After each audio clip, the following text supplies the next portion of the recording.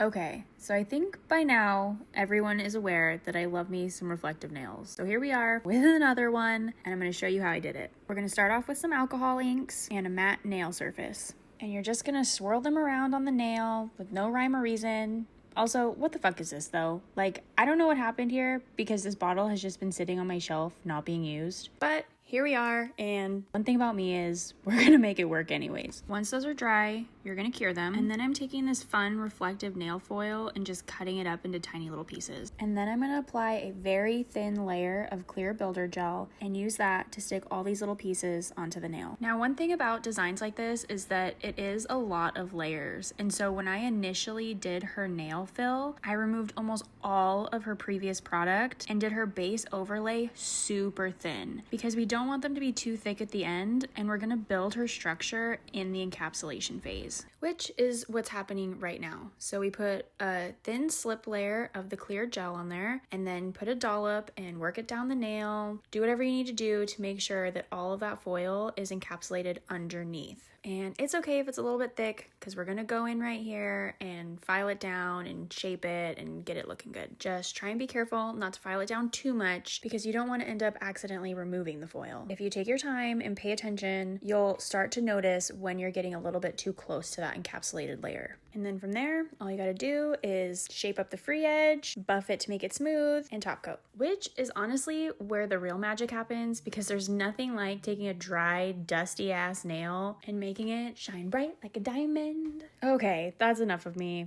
Here they are. Hopefully that was helpful. Leave a comment if you have any questions. Okay, love you, bye!